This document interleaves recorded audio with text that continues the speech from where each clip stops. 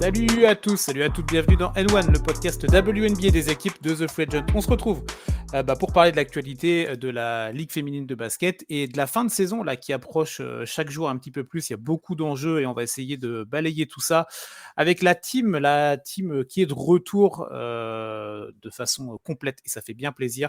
On accueille avec grand plaisir notre retour de vacancier. Tu étais du côté de la Grèce, si je dis pas de bêtises. Salut Elliot. Comment ça va tout le monde? Ravi de vous retrouver, ça fait grandement plaisir. Là, on a une belle fin de saison qui approche et ravi de te retrouver et de retrouver tous nos auditeurs. Mais tout à fait, on est très content de te retrouver parce que on avait fait un dernier podcast la dernière fois avec mon escroc favori, mais on a senti quand même que le niveau était un petit peu moindre. Alors, la responsabilité est-elle de ma faute ou de la sienne, hein, vous ferez votre avis. Mais en tout cas, je suis quand même content de le retrouver. Salut Tom. Salut tout le monde, salut messieurs, ouais les vacanciers. Je savais pas par contre, Elliot, que la Grèce et le Portugal étaient côte à côte. Ça devait être sympa comme ces vacances. Non bref, ouais, petit retour entre guillemets sur Terre après des bonnes vacances. Et puis on va pouvoir vivre ensemble cette fin de saison WNBA qui s'annonce épique, comme finalement toute la saison régulière l'a été. Et puis on a plein de choses à vous raconter aujourd'hui. Tout à fait, c'est vrai. Alors, pardon, du coup, Portugal, mais bon, ça va, t'étais quand même. T'as dû prendre plus de soleil que nous en France, dans tous Ouais, les cas. j'ai pas manqué de soleil, ça c'est sûr. Voilà, c'est ça. Et c'est vrai que Tom aussi était en vacances du côté de sa piscine grenobloise. Donc, on voit les gens qui travaillent et les autres. Hein. C'est ça. Ça fait toujours plaisir. Bon, allez, on s'attelle à notre émission. Si vous voulez bien, on rappelle juste avant, vous avez des articles sur le site et l'application de The Free Agent. Elliot, t'es revenu, tu nous as ressorti ton MVP Power Ranking. Absolument. Il date du début de semaine, si je ne m'abuse. Hier même. Voilà, tout à fait. Donc, vous pouvez retrouver ça, d'autres articles, évidemment. Il y a un article qui est sorti ce mercredi sur la qualification du Fever d'Indiana. On va en parler, évidemment. Et donc, voilà. Site et application, c'est gratuit. Et les réseaux sociaux de The Free Agent. On va reprendre notre petite trame habituelle, messieurs, et on va attaquer avec les joueuses de la semaine. Et bah, tiens, Elliot, on va te laisser la main, si tu veux bien, sur les deux nommés pour cette nouvelle semaine de compétition. Absolument. Et donc, sans grande surprise, je vais prendre Caitlin Clark, tu prendras A'ja Wilson si tu veux, Tom. Donc, c'est Caitlin Clark à l'Est avec le Fever, comme tu l'as dit, qui s'est qualifié pour les playoffs. Caitlin Clark qui tourne à 24 points, 9 assists et 5 rebonds sur la semaine.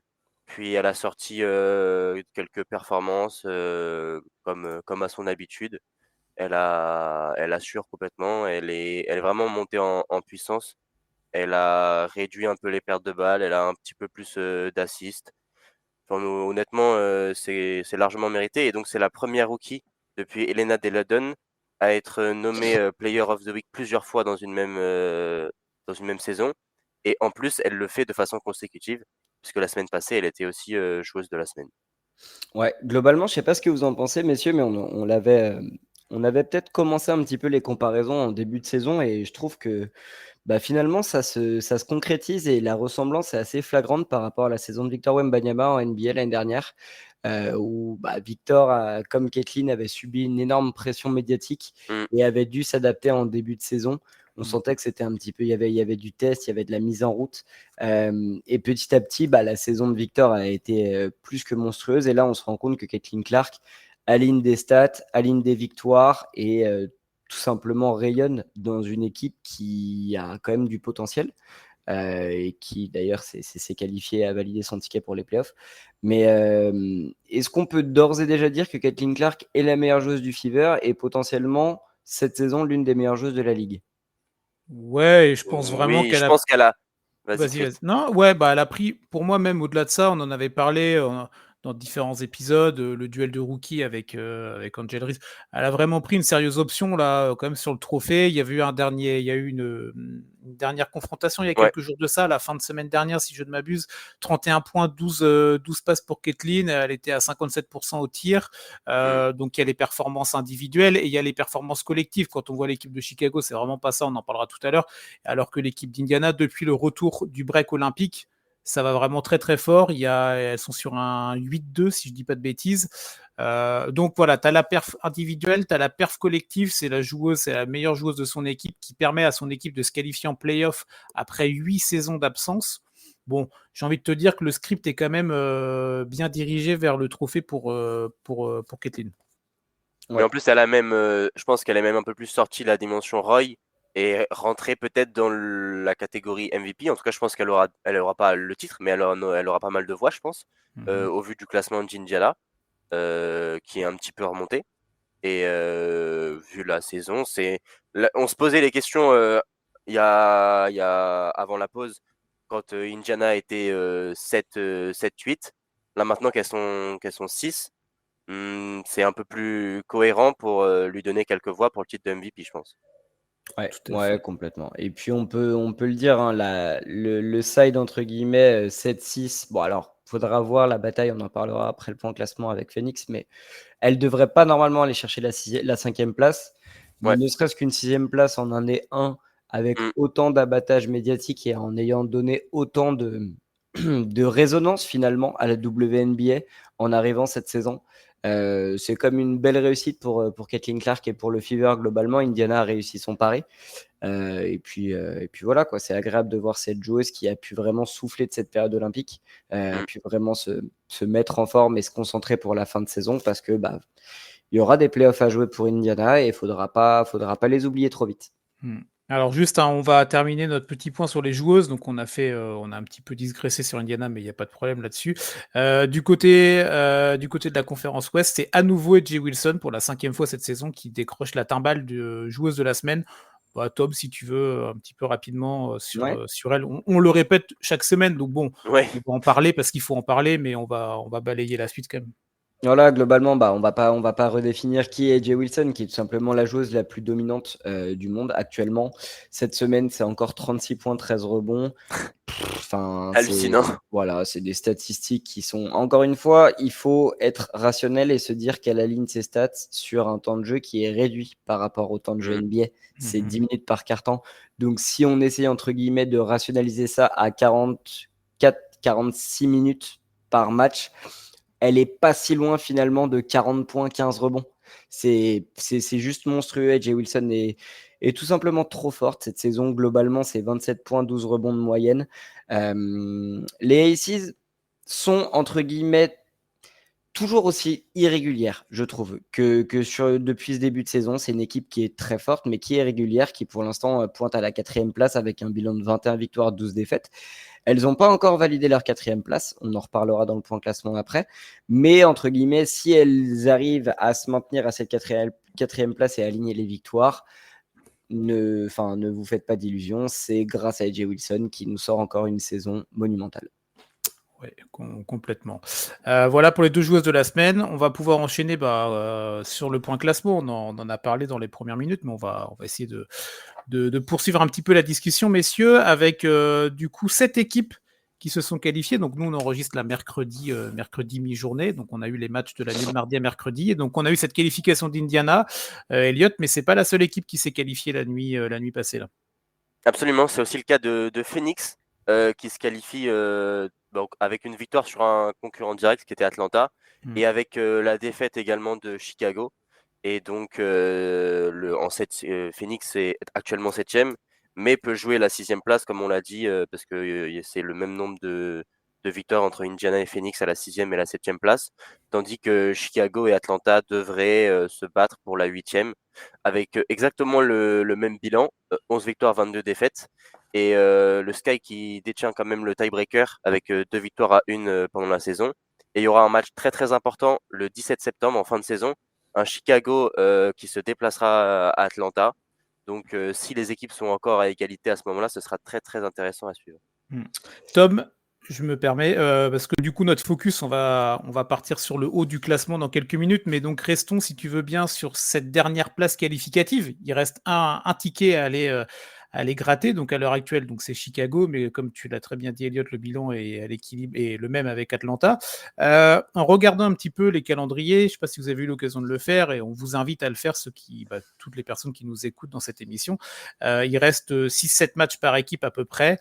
Il y a des confrontations directes, et alors c'est vrai que Chicago et Atlanta ont cet avantage-là, mais attention quand même à Washington, qui pourrait venir un petit peu en embuscade. Le bilan n'est pas catastrophique, hein. Non, le bilan est pas cata. Et puis globalement, c'est ce qu'on dit depuis le début de saison. Washington a vraiment galéré sur le début de saison, était la dernière équipe de la ligue, mais jouait bien au basket. Mhm. Là où, en effet, depuis le retour entre guillemets de la pause des JO, Chicago a un bilan très moyen. C'est 2 victoires, 8 défaites sur les 10 derniers matchs, et ça joue pas forcément très bien. Alors bien évidemment, on parle beaucoup d'Angel Reese, mais globalement, c'est une équipe qui souffre un petit peu du départ de Marina Mabrey, qui souffre aussi de ses blessures, qui n'a pas encore validé sa place en playoff et qui va devoir se battre contre Atlanta. Après, globalement, en regardant un petit peu le programme, si le Sky fait un petit peu le boulot sur les 2-3 prochains matchs, elle risquerait quand même de plier l'affaire assez vite. Pour vous donner un ordre d'idée, les 3 prochains matchs de Chicago, c'est Los Angeles, donc les Sparks, qui, malgré une ou deux étincelles, normalement, devraient être à la portée de tir de Chicago. Dallas, donc là, on parle des 2 dernières équipes de la ligue. Et du coup, un gros match aussi, ce serait contre Washington. Si le Sky, entre guillemets, fait le boulot et assure ces 3 matchs-là, je pense que le débat pourrait globalement être plié déjà, ne serait-ce que pour Washington. Et comme tu l'as très bien dit, Elliot, vu qu'il y a quand même le tiebreaker positif pour le moment pour Atlanta, Atlanta a un calendrier un petit peu plus relevé. C'est-à-dire que dans les 3 prochains matchs d'Atlanta, il y a du Fever, il y a du Minnesota. Enfin bref, c'est des équipes un peu plus hautes classées et qui, encore une fois, elles aussi ont des duels à jouer. Parce que là, on parle du bas de tableau, mais globalement, il y a 4 gros duels à suivre sur cette fin de saison entre les classements, les équipes 2-3, 4, 5, 6, 7 et 8, 9. C'est assez rigolo parce qu'à chaque fois, il y a un match grand maximum d'écart sur ces duels-là.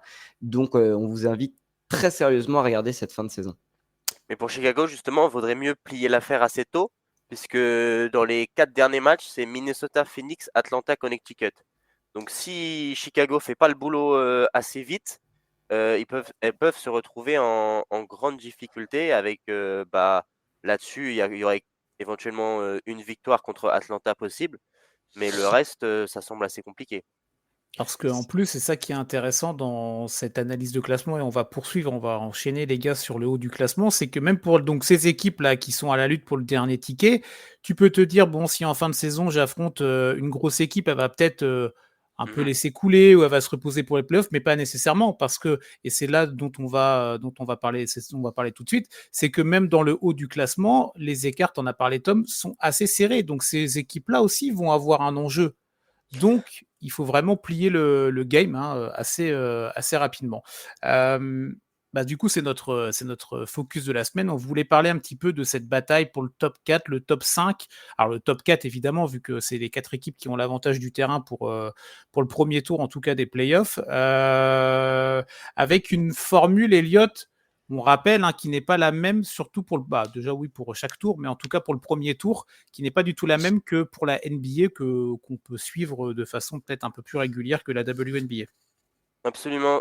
Donc au premier tour, c'est au meilleur des 3 matchs, donc en 2 victoires gagnantes. Et donc c'est 2 rencontres à domicile pour la meilleure équipe classée. Puis ensuite, s'il y a un troisième match, c'est celui-là qui se joue à l'extérieur. Donc c'est pas le principe 1-1, 1-1, etc.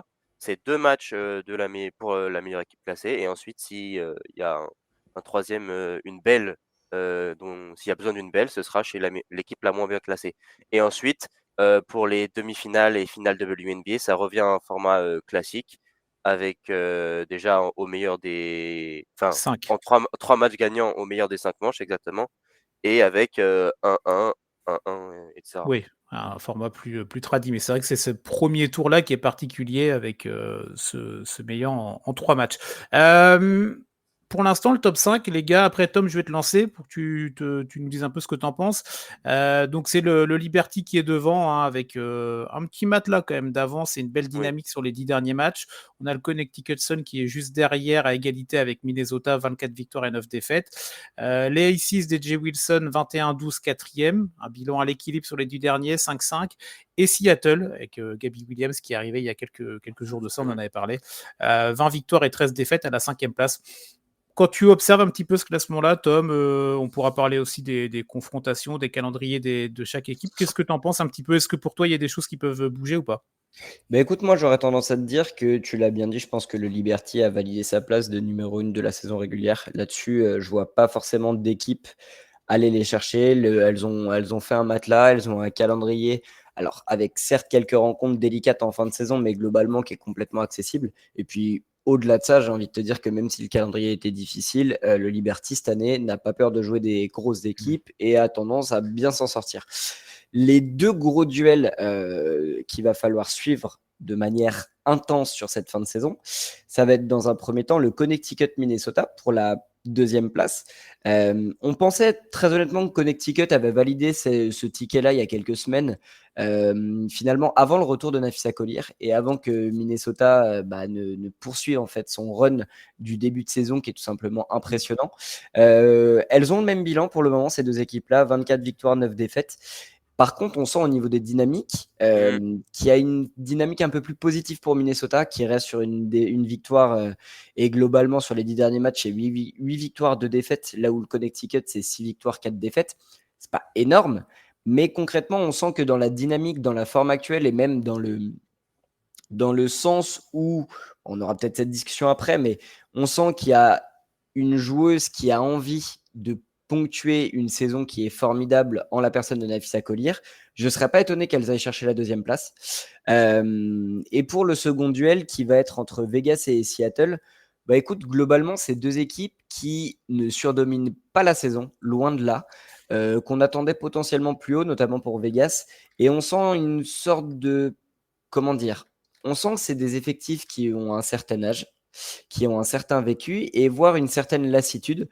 Ça se ressent dans les matchs. Quand elles ont envie d'accélérer, elles sont injouables. Et à côté de ça, tu sens que l'envie n'y est pas toujours. Donc, écoutez, messieurs, je vais vous donner la main, mais moi, c'est deux duels que je vais suivre de près. Et si j'avais, entre guillemets, une petite mise à faire, j'aurais tendance à donner la deuxième place à Minnesota et aller un petit coup de poker, la quatrième place à Seattle. Ok. Ouais, mais effectivement, tu l'as dit, rien n'est joué en vrai entre Connecticut et Minnesota, puisque comme on l'a dit, tout peut se jouer sur la fin de saison et notamment le 18 septembre. Enfin non, dans la nuit du 17 au 18, on aura un match Minnesota-Connecticut qui sera très intéressant si les équipes arrivent à peu près. Là, elles ont exactement le même bilan, mais les calendriers sont plutôt favorables. Peut-être léger avantage à Minnesota sur le calendrier précédent cette rencontre décisive, puisque Connecticut doit quand même affronter Seattle une Ouais. fois et Las Vegas 2 fois. Las Vegas qui a besoin de gagner. Et Minnesota jouera Washington, Atlanta, Chicago, Indiana et une fois New York. Bon, ça, on sait que normalement ce sera une victoire pour New York, même si on se rappelle de la Commissioner's Cup, hein, Tam. Ouais, j'ai envie de te dire que Minnesota est le plus gros poil à gratter de cette saison régulière pour le Liberty. Oui, c'est vrai. Ok, donc petit avantage pour Minnesota pour la deuxième place alors? Ouais, je pense. Ok, donc on va pouvoir observer ça. C'est vrai que la confrontation, l'avant-dernier match, ça peut peser lourd dans la balance. Donc même si ce sera peut-être plié d'ici là, mais bon, on verra le moment venu. Pour les places 3, 4, 5 du coup, mais on va dire 4, 5. On a donc les Aces là qui sont quatrième à l'heure actuelle et le Storm qui est pas mal aussi. Les deux équipes sont sur le même bilan sur les 10 derniers matchs, 5-5. Donc oui, il y a les performances incroyables d'A.J. Wilson, mais on a l'impression quand même que parfois elle est un peu seule dans ses performances et que le collectif est pas toujours là. C'est peut-être un petit peu décevant pour une équipe qui vise quand même qui vise le titre. Il n'y a pas d'autre objectif. Autant au Connecticut, Minnesota, elle le vise aussi, mais de façon peut-être un petit peu plus outsider. Alors, là où c'est entre guillemets, et après je te donne la main, Elliot, là où c'est un petit peu compliqué, et c'est vrai qu'on en parlait en début de saison, Vegas reste sur un back-to-back. Donc en fait, tout simplement, sur les 3 dernières années, les Aces sont la meilleure équipe du monde. Et finalement, l'effectif n'a pas beaucoup bougé par rapport à l'année dernière et par rapport à leur première victoire aussi d'il y a 2 ans.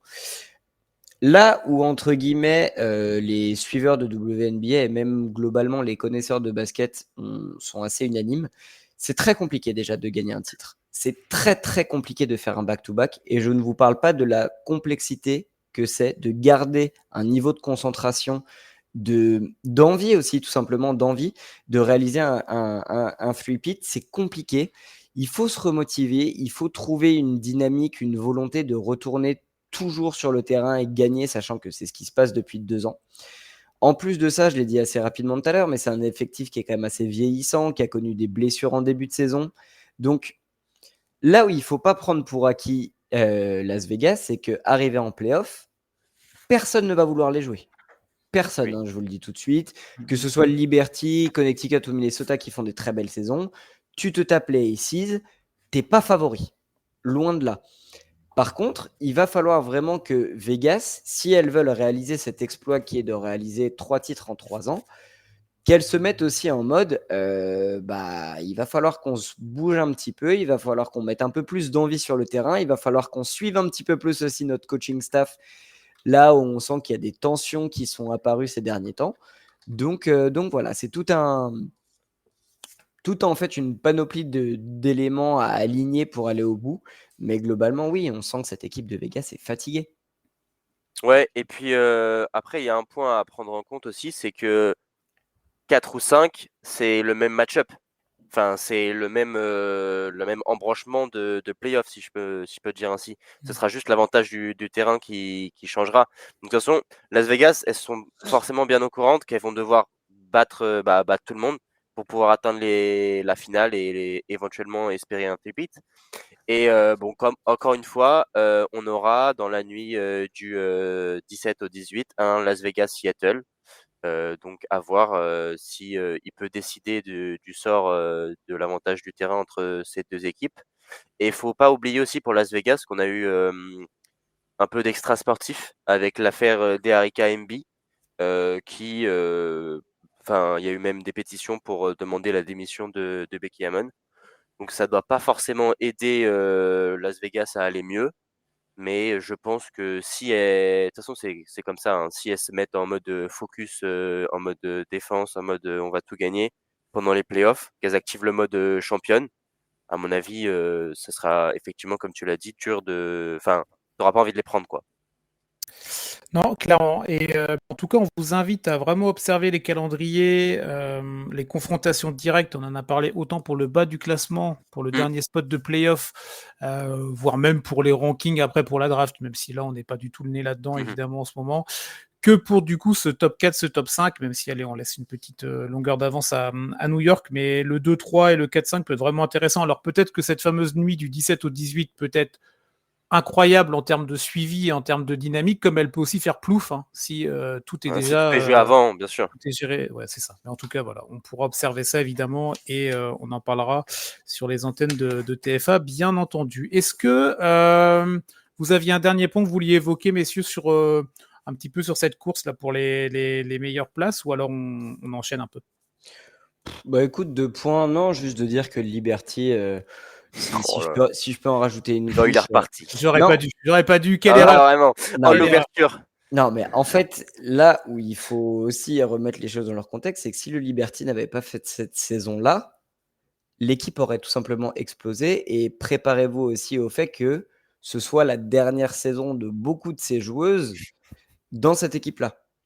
Tout comme les Aces, si elles n'arrivent pas à aller au bout, Oui. c'est des effectifs qui sont faits pour gagner, et si elles ne gagnent pas, ça pète. Donc, entre guillemets, le Liberty n'avait pas d'autre choix que de faire cette saison-là. De toute Mais façon, on l'a dit, déjà, c'est un peu l'année ou rien. C'est la c'est fenêtre de ça, tir est ouverte quoi. c'est ça, c'est la fenêtre de tir ou rien. Et globalement, je pense que si le Liberty n'obtient pas le titre tant convoité depuis des années, donc on peut dire entre guillemets au revoir à cet effectif comme il est fait. Et globalement, préparez-vous à me voir supporter les Valkyries l'année prochaine quand ça Oh battra là leur là rejoint. là Non. là. Malheureusement. Laissez-moi, c'est à moi, c'est à moi, c'est à moi. Oui, c'est vrai qu'Eliott est fan des Warriors en NBA, donc on va lui laisser quand même en plus la primauté d'avoir, ça se dit la primauté, je ne sais pas, mais d'avoir la première saison de cette nouvelle franchise avec en plus un visuel vraiment magnifique. Incroyable. Hein. Il est vraiment très très fort. C'était comment il s'appelle, Steve Kerr pendant les JO qui avait porté le t-shirt. Non, ils sont pleins, Jonathan Kuminga, Podziemski et tout, ils sont à fond derrière les Valkyries. Bon. C'est beau. Et donc Tom, tu as déjà mis en vente sur les plateformes d'occasion ton maillot de Sabrina, ou tu attends un peu? Non, je le garde au cas où, mais je me prépare. L'annonce est prête, quoi. Ok, au pire, il servira de nappe pour la table basse. Voilà, globalement, au pire, on trouvera une utilisation à ce maillot. J'en doute pas. Allez, on enchaîne avec les affiches à suivre, parce que depuis tout à l'heure, on vous parle des confrontations, tout ça, mais donc là, on va rentrer dans le vif avec les matchs de cette fin de semaine. Il y a plein de matchs, évidemment, à prendre en compte, mais on va vous en citer quelques-uns. Le premier, c'est dans la nuit de jeudi à vendredi, et donc c'est un match qui oppose le Storm à cette équipe de New York. On en parlait juste un instant. C'est sur Prime Video en plus, donc vous avez la possibilité de pouvoir suivre le match. Il y a d'autres matchs aussi, les gars. Je vous laisse un petit peu dérouler le planning, hein, si vous avez des affiches qui vous intéressent, qui vous hype un petit peu plus particulièrement, n'hésitez pas. Et oui, effectivement. Donc, dans la nuit de, je crois, vendredi à samedi, C'est on ça. a un Las Vegas Connecticut. Et en fait, il y a 3 matchs à 1h30, dont 2 un peu plus intéressants. On a un Dallas-Atlanta. Atlanta, c'est un peu c'est crucial pour elle, ces matchs-là, mais il y a un peu moins de spectacle avec Atlanta. Las Vegas Connecticut et Minnesota-Indiana. Minnesota-Indiana qui peut être assez cool. On sait que Indiana était parti gagner à Minnesota avant la pause et ça avait fait un peu, parce que Iowa et Minnesota sont deux États américains voisins, donc ça avait fait un peu une énorme ambiance. Donc je sais pas si ce sera la même chose dans l'autre sens, mais bon, Caitlin Clark vous pouvez regarder Caitlin Clark à 1h30 du matin, c'est plutôt correct. Et sinon, vas-y Tom, je te laisse un autre match. Ouais, moi juste pour revenir sur le match de jeudi à vendredi, je pense que Seattle va le prendre. Je pense que Seattle a les capacités de faire un petit run et potentiellement, si Seattle prend ce match contre le Liberty et contre Phoenix dans la nuit de samedi à dimanche, si je dis pas de bêtises, ou le dimanche soir, attention. Attention, parce qu'un enchaînement de 2 victoires comme ça, sachant que tu l'as très bien dit, Vegas qui reçoit Connecticut a quand même besoin de valider sa deuxième place et va devoir gagner des matchs. Sachant que Minnesota va jouer Indiana. Alors certes, Indiana est une bonne équipe, mais je pense quand même que Minnesota est un cran au-dessus. Et sachant que Minnesota enchaîne le Fever et Washington, donc globalement 2 victoires. Attention à Seattle, moi c'est vraiment ce duel-là que je vais suivre sur cette fin de saison. Le duel Seattle Aces, tu l'as dit, c'est 2 équipes qui devraient jouer pour la place 4 et 5. Mais je pense quand même que Seattle peut aller chercher cette 4e place et l'avantage du terrain. Bon, et vous aurez un dernier match dimanche. Ouais, c'est ça, dimanche à 22h en plus. Donc ça peut être intéressant. Las Vegas à New York.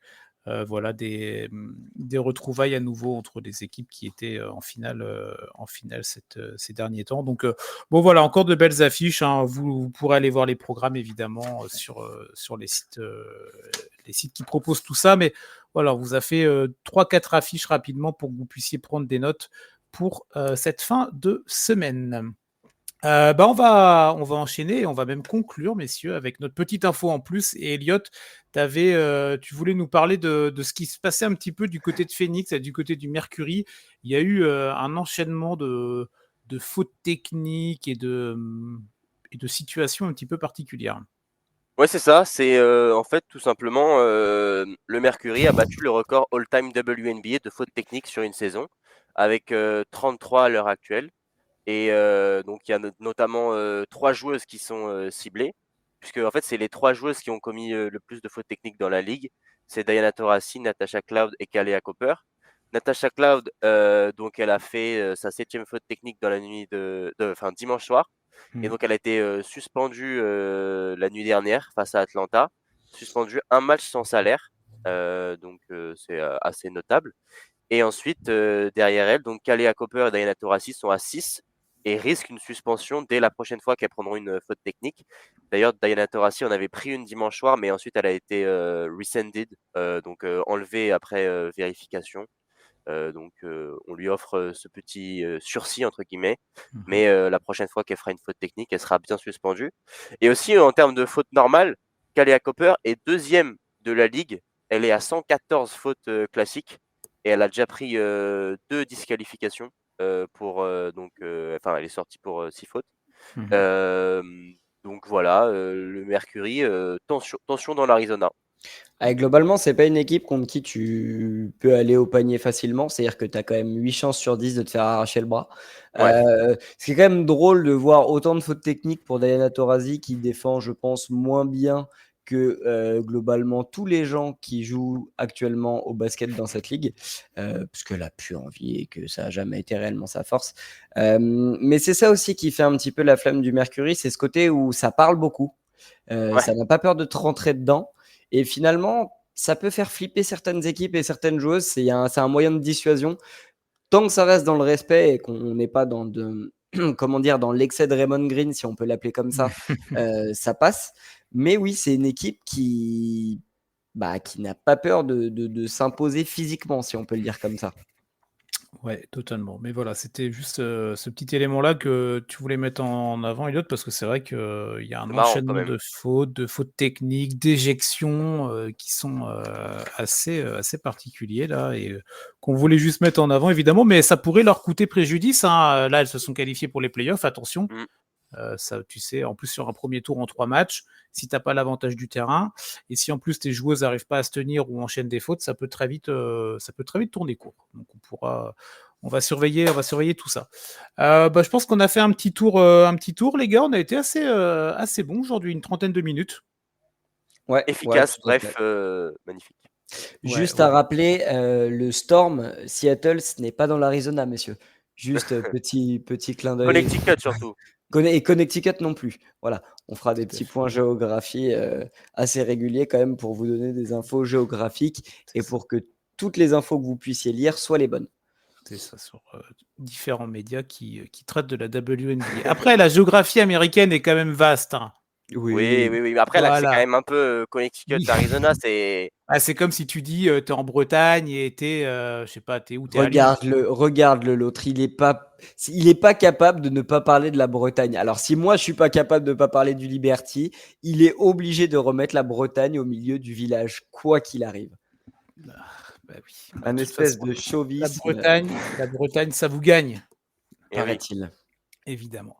Bon, et sur ces belles paroles, on va vous laisser. On va vous souhaiter une très bonne journée. Déjà, vous remercier évidemment, messieurs, Elliot, Tom, d'avoir été avec moi et surtout avec tous les gens qui nous écoutent pour cette nouvelle émission. Un grand plaisir de faire ma rentrée avec vous.